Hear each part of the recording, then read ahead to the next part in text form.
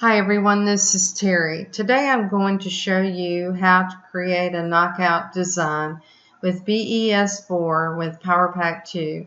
If you don't have PowerPack 2, you may want to watch my first video that shows you the tools that are built into it. Keep in mind these are digital cutting tools that are included in the BES4 software. This is not going to make your software a full-blown digital cutting software though. There are some nice tools there and you can definitely take advantage of them. If you don't have the PowerPack, I'll show you how to create the same design in Cricut Design Space. Okay, the first thing we'll do is we'll go to a new page. I'll go to the page setter menu. I'll choose import TrueType artwork. For this, I've chosen the Swiss 721 Greek black bold text font. Another font you might choose as a system font is Impact. That's IMPACT. It's included with a lot of the Windows-based systems. I'll choose select and select it and choose OK.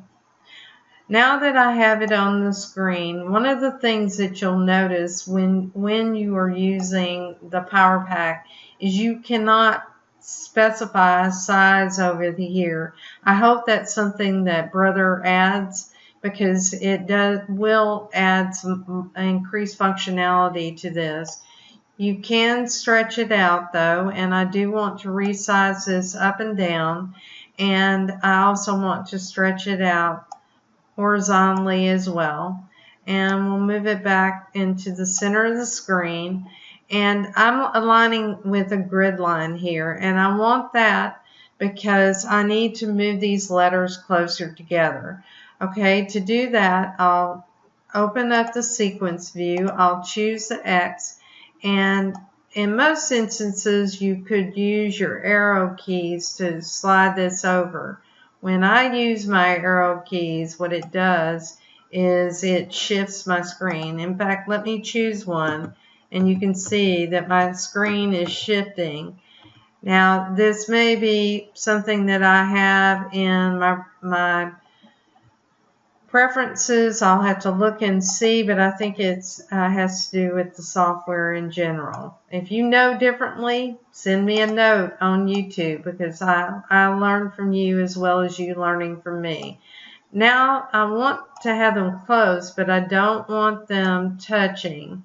And once I feel like I have them about right, and I think I need to move this O out just a tad, and we'll move this X out just a little bit too, and the X needs to come down just a little bit. Okay, it looks pretty good to me. We'll go ahead and select everything, and I'm going to make this just a little bit larger. Down here on the bottom you can see it's 3.19 by 2.01. Now, a design like this is really good with vinyl or heat transfer vinyl. One of the things that you might want to do is test it for shrinkage, and this is true of anything that you make with heat transfer vinyl. Okay, the next thing that I'm going to do is go get a shape. So we'll go to Home, we'll choose Add Design, and I'll choose a shape. In this case, I want the heart, so I'll choose this heart, and I can draw it on the screen. Okay, now the next thing I'll do is select this heart, and I can rotate it a little bit if it's not straight. And once I get it in the position that I want, and looking at it, it looks like it's fairly straight, we'll move it over and in the center of the design. And what I want to do is to stretch it out so it's crossing all of the letters. And I'll stretch it out and adjust it a little bit. And I want to make sure it's cutting into the first X and the last O. So I'm just doing this by eye. if I was doing this for a project that I was making for myself, I would probably use some of the measuring tools to measure from one side to the other. But for the purposes of showing you how this is done, we'll just go with this.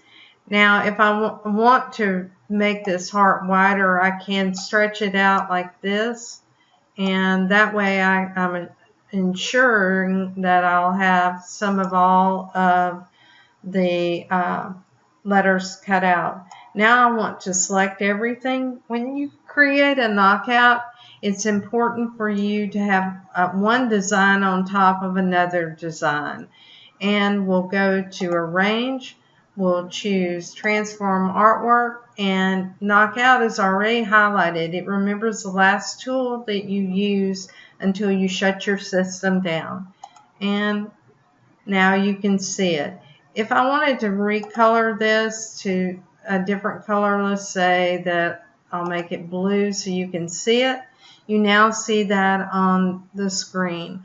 What some people will do and take this a step further, and particularly if you had a nice program like the Silhouette software, if you had the Designer Plus, definitely has more tools built into it.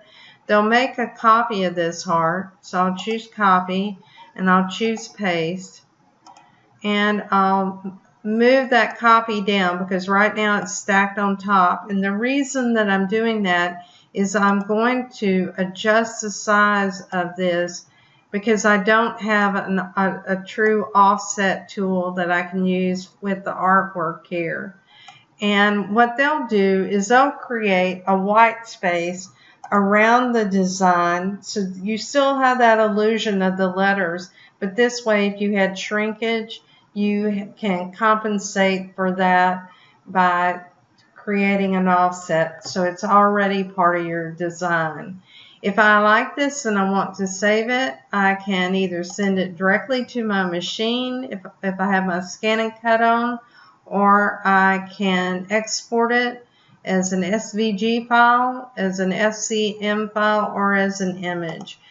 I've already saved it, so let's go over to Cricut Design Space. Now you can see the heart that I created in Cricut Design Space.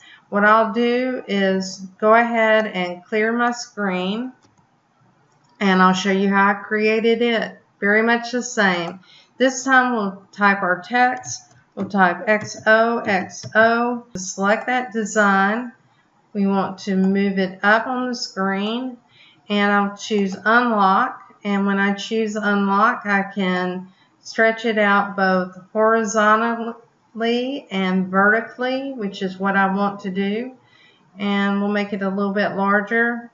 And you can see the size of this right now. It's almost 5.5 inches by 3.174. But I need to move it over. I can move it over by changing the letter spacing right here. And what I want to do is to reduce that letter spacing. And we'll let it catch up for a minute to see how close it is. It's not close enough yet. And just a little bit more. The nice thing about this is I don't have to worry about the alignment of it. If I'm satisfied with that, I'll leave it as it is. You can see that it's grouped. And you can also see that I have some remainders of my previous design. Let me delete those. Actually, they were hidden. So let me select them and delete them. So we'll choose Delete and Delete. And now I'll show you the next part. We'll choose Shape. I'll choose the heart. And now that the heart's on the screen, let's move it over here. And we want to change the color of it and make it red. Now we want to resize it just a little bit, and we'll put it over the top. And again, I'm going to adjust this a little bit and unlock it so I can stretch it a little from right to left.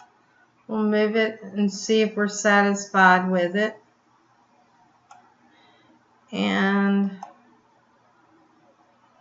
I'm going to move it back just a little bit more. And once I'm satisfied with it, I'll lock it. This isn't completely centered correctly, but we'll just go with this. Now what I'll do is I'll select everything, and what you want to choose is slice. And when you choose slice, what you're going to see are these cuts. And it'll build in the moment and you'll see everything. So what we need to do is we need to hide some of the parts of it that we don't want. And I think this may be one part, and I believe this is another part. And if I've chosen the wrong one, and which I have, although that would be interesting, but let me turn that back on. We'll choose that. Now I've selected the right parts. So you notice the little I over here has an X in it, and here's my knockout design. I hope this video was helpful to you. Thank you for your time today. If you like my videos, please like and subscribe.